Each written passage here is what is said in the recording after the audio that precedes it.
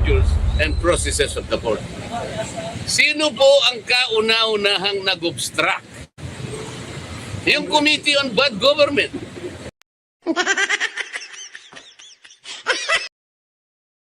Astig talaga po itong si Senator Congressman Rodante Marcoleta. Astig talaga.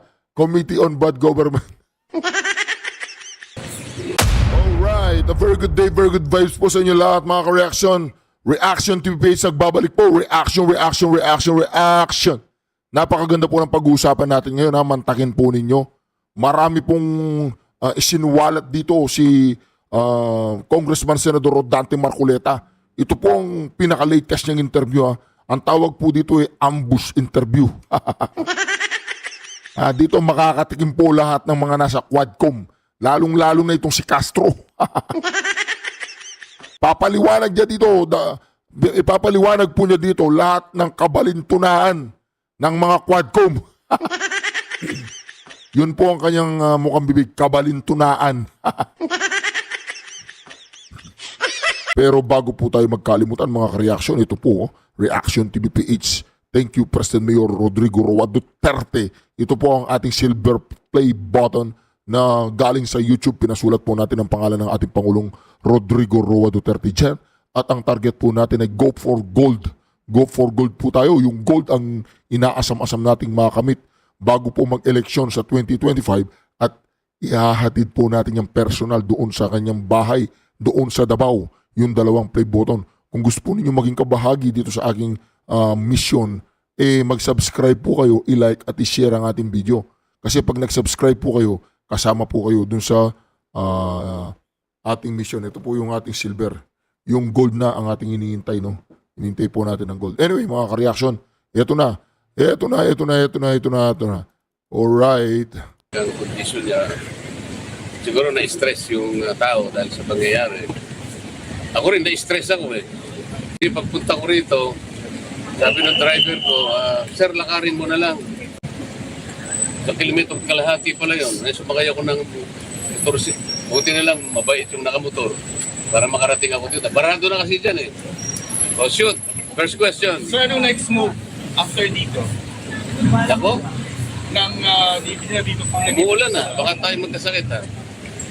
Ano? Anong next move po ni VP Sara after dito sa 20? Hindi ko po alam kung anong gagawin nila. Pero sa tingin ko, dahil may mga legal advisors naman po nila, pinakamaganda siguro ay petition should be filed in the courts of law para po malaman na natin kung tama po itong nangyayari. Sa akin palagay po kasi hindi na po tama yung processes and procedures so far taken by the House of Representatives are highly irregular. O, di ba? Highly irregular po. Ang ibig sabihin po dito, ang ating Senador Congressman Rodante Marcoleta, ayaw na po niya ng irregular. Gusto na niyang pumunta ng Senado. So sama-sama po tayong Marcoleta sa Senado sigurado. Yan. Motion kayong gagawin sa Congress? Meron namang hearing sa Monday. I think I will attend. Kahit na masama ang loob ko sapagkat ayaw ko nakikipag-away sana eh. Nakita nyo naman, nung una akong umattend doon, nagre-raise lang ako ng mga issues about procedures. Sabi ng chairman, hindi na raw ako member. As member, hindi na raw ako pwedeng mag-raise ng procedural issues. Saan ka naman nakakitang ganon? I am still, and the last time I checked, I am still an elected member of the House of Representatives. At dahil nga, member ako ng House of Representatives, kahit anong komite yun, kaya sabihin nilang hindi ako member, pwede ako magsalita at mag-participate. Kung pipigilan nila ako, di ba nyo naiintindihan kung anong classic procedure, kung anong classic tuntunin na ang meron kami. Ang 17 taong ko na sa Congress, ngayon ko lang po nakita ang mga pangyayaring ito. Pang 17 taon na po niya sa Kongreso, ngayon lang niya nakita ang ang sitwasyon ni Abante tsaka ni Akop. Mantagin mo yan no? Yung mga nasa Quadcom, pinagtatawanan lang ni Marcoleta. Senator Marcoleta pala, sorry po. Nalulungkot po ako, nagdaramdam ako, nai-stress ako kung bakit nangyari ito. Ito lamang pagdinig na ito in aid of legislation. Kayo po na nasa media, alam kong nalalaman na ninyo, hindi na po in aid of legislation. Kung totoo po na isinasaalang-alang namin yung paggasta at kailangan po nating busisiin, tama naman po yun. Lahat tayo katungkulan nating maging transparent, maging accountable. Ang tanong, ang House of Representatives po ba ang gaganap sa tungkulin ng Commission on Audit? Pagka gano'n, tanggalin na po natin ang COA sapagkat sila na po ang nag-audit. Wala po sa tungkulin namin ang mag-audit. Kung sasabihin nila, hindi kami nag-audit. Ang ginagawa namin is investigation in aid of legislation. Okay, kung yun ang ating objective, bakit isa lang inimbestigan natin? Ilang opisina ba ang merong confidential fund sa palagay nyo? May idea ba kayo? Marami ako. May confidential fund din ako. By the way po, yung nagpadala sa akin ng confidential fund, si YMA, ang pangalan po niya YMA ha. Nagpadala po siya ng worth 9,150. O 9,150 po. Maraming salamat po kay YMA. Yun po. Salamat po sa inyong pakulay o whatever is that. NGAs na lang, National Government Agencies. Ilan ba karami ang National Government Agencies? Palagay mo na lang 500. Okay? At yung kalahati nun, binigyan ng confidential fund. 250 yun. LGU, sila ng LGUs. Mga mayors and gobernador. Palagay mo lang 1,000. Kalahati nun, 500. O di 750 na yun. What about the GOCCs? Government-owned and controlled corporations, mga 300 yan. Kalahati na lang, 450. O palagi mo lang 1,000 na lang ang nabigyan na ahensya ng gobyerno. Bakit? Bakit Office of the Vice President lang? Wala pong nagtataka sa atin kung bakit ang pinipilit na isolate lang, ang pinipilit na gisain lang, Office of the Vice President. Ay, alam ko po kung bakit. Kasi 125 million yon, mas malaki yon dun sa 1 billion na tinatawag na akap. Kada pasyalan ni Romualdez, 5,000 pesos.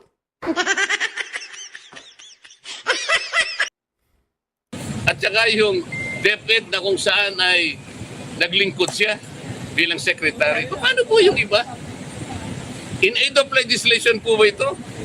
O in aid of persecution? Hindi po. In aid of persecution yan. Kaya yun na pong mag-conclude eh. Ang linaw po nito eh. Nagbubulag-bulagan po kami lahat. Nagbibingi-bingihan po kami lahat. Hindi po namin maintindihan ang nangyayari dyan sa Quadcom. Palagay ko po, lahat tayo ngayon ay nababalintunan na. Hindi na po tayo dapat gumamit ng calculator eh. Wala na pong computer na. Hindi nyo pa kayang i-memorize ito. Why are we isolating the Office of the Vice President kung confidential fund? Ano po ba yung Commission on Audit? Ito po ay independent constitutional body. Bakit? Walang commission on audit dyan sa mga Quadcom. Pag sinabi nilang, kami ang mag-audit, tabi. Ayaw mong tumabi o contempt. Kami po ang gumagawa. Tanungin po natin, sa Lunes po, ako po ay mag-a-attend ng hearing po, ipagpapatuloy po yata ang pagdinig tungkol sa bagay na ito. Sa Lunes, hintayin natin ang ating Senator Congressman Rodante Marcoleta. Pipilitin kong pumunta ron. Sana po'y walang mga away, sana po'y maging sensible, sana po ipakita nila the better arguments. Wala na po sanang gagawa ng hopya para tayong lahat po ay masaya. Para lahat makinabang po ang taong bayan. Ibig ko sabihin, sensible questioning, sensible arguments, wala na po kasi yung quality of debates eh. Wala nang quality. Pasensya na po kayo, tumayo ako. Kala ko may kumakatok. Diba? Wala nang quality. Basta't sinabi na lang, ikaw, gano'n, ikaw ganyan, ikaw gano'n. Wala nang gentleman or ano. Wala na yun. Wala na po eh. Noon po, yung unang pasok ko sa Congress, napaka-maingat namin kasi pag-address sa bawat isa sa amin.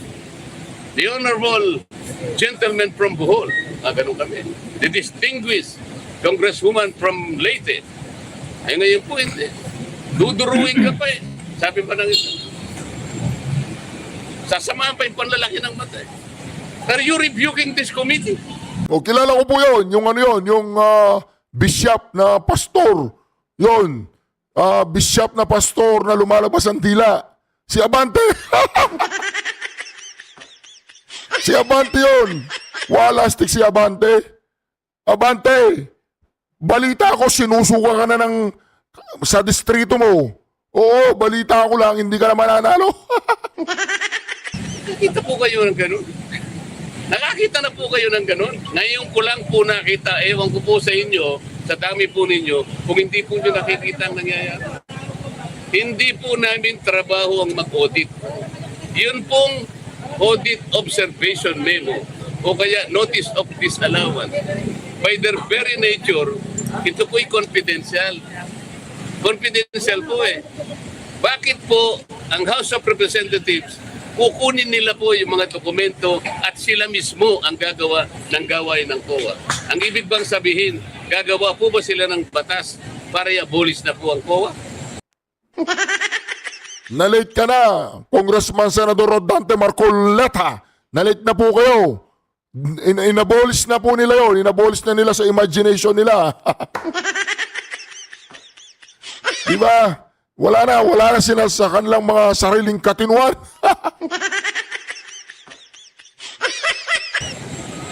Hindi po nila magagawa yun. Para ma-abolish mo ang COA, i-amend mo yung saligang batas. Nakakaintindihan po tayo. O, tanong po, ako na lang po nagsasalita. Tanong po. Bong, bakit hindi pa po mapakulong si Franz Castro? Convicted na po siya, di ba? Criminal na siya. Kasi naman, hindi pa final na nag-executory.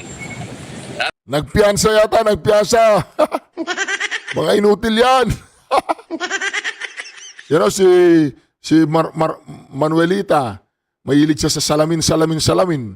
Si, ano naman, si Brosas, kung makatingin, parang alam nyo na, si Castro naman, siya po yung tinatawag na ang babaeng puti na ang buhok.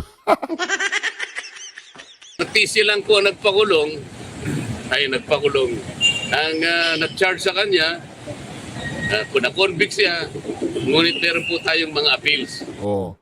Sinabi po niya, RTC lang ang nagpakulong. Ay, na-convict siya. Convicted pa rin. Ha?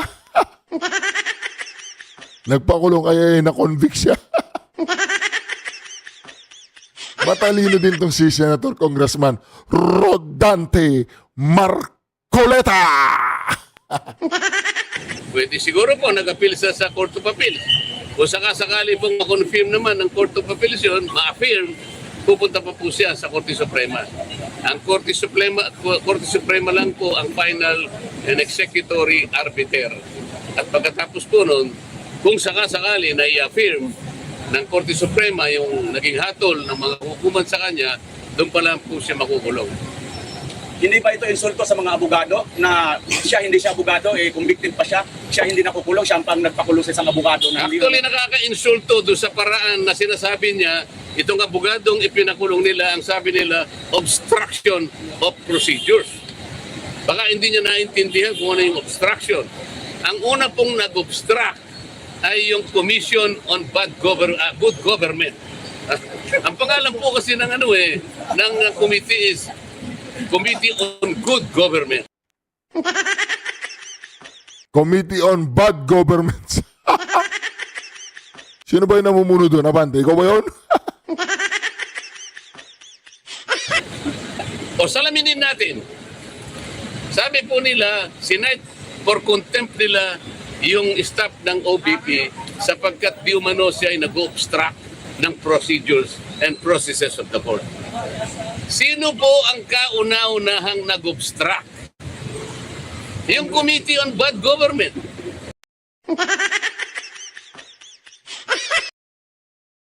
Astig talaga po itong si Senator Congressman Rodante Marcoleta. Astig talaga. Committee on Bad Government. Hindi po niya trabaho yun eh. Hindi niya dapat panghimasukan. Pabayaan mo muna ang COA na gawin niya ang kanyang trabaho. Hindi po eh. Sabi niya, oy COA, dalin mo nga rito yung ang inyong mga pinagpapatayan dyan. Siguro ang babagan nyo, kami na ang gagawa niya. Ang tanong, gawain ba ng Congress ang mag-audit? Eh sabi ko nga po sa kanya, sa magitan ng isang programa ko kahapon, palagay ko dapat mungkahi sa kanya, mag-resign na muna siya na member ng Congress at kung sakali pong siya'y tatanggapin na COA auditor, at saka po siya mag-audit. Si Abante ba yan, si Abante? Yun po, tatanggapin ko yun kung sakasakali na siya po ay i-hire ng COA at nakita na pinakamagaling mag-audit, okay na po sa akin yun. Pero huwag ka muna maging congresswoman. Mag-auditor ka na lang muna para po yung gawain natin nasa mandato. Siya si Castro po yan. Yun lang po yung gusto kong ipaliwanag sa inyong lahat. Sir, questions? Marco, sa pagbisita ni VP Sara, meron po ba kayo nakita ng paglabag? Doon sa... Saan pagbisita? pagbisita ni VP Sara kay Laika doon sa house po. Yung pagstay niya doon sa opisina ng kanyang kapatid. Wala akong makitang paglab doon sapagkat kung kami nga, pwedeng matulog sa opisina na. Ako pwede ko matulog sa opisina ko kung sakaling alanganin na may pagkakataon kasing hindi na ako makauwi kasi masyadong sigido na yung panahon. Doon na lang muna ako sa aking opisina. Ngayon kung halimbawa binisita Sabi po niya, sigido na yung panahon. Kapampangan niya, sigido na yung panahon.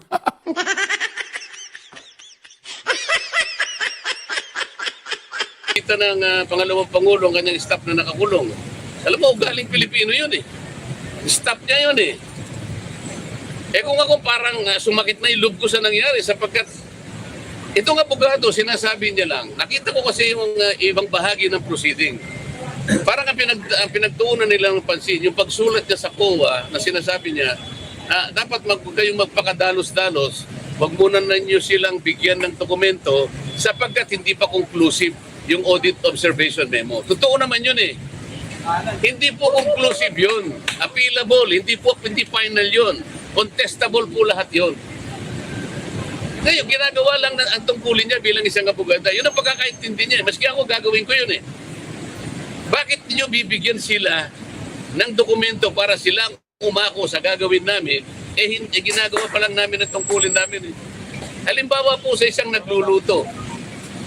Nagluluto pa lang po ako eh. May nakialam na po, sabi niya gano'n, bigay mo nga sa akin yung sandok na yan. Teka muna po papanit? Bigay mo nga sa akin yung ganito. Hindi po kami ang tagaluto rito ba't po kayo nakikialam eh? Kami po ang nasa kusina, kami po ang tagaluto rito. Bakit po kayo nakikialam? Ngayon, sinabi ng abogada, hindi pa po luto yan eh. Niluluto pa lang namin, tsaka niya lang po tikman. Pag naluto na, tsaka na lang po kayo gumawa ng paraan, i-criticize nyo po kami yung pagkakaluto po hindi tama ang pagkakaluto hindi po niluluto pa lang natin. Yung mga sahogay nilalagay pa lang natin, yung mga sangkap inaayos pa lang natin. Bigla po kayong papasok at manghihimasok, hindi ka mabuting kusinero, ako mas magaling sa iyo. Hindi po Hindi po gawain ulit-ulit sinasabi ko sa inyo. Kung ang pinag-uusapan in aid of legislation, nasaan po ang legislation na kanilang ginagawa? Sir, may naririnig ba kayong impeachment kay VP Sara sa House? O naririnig ko lang, pero alam ko papunta sila ron.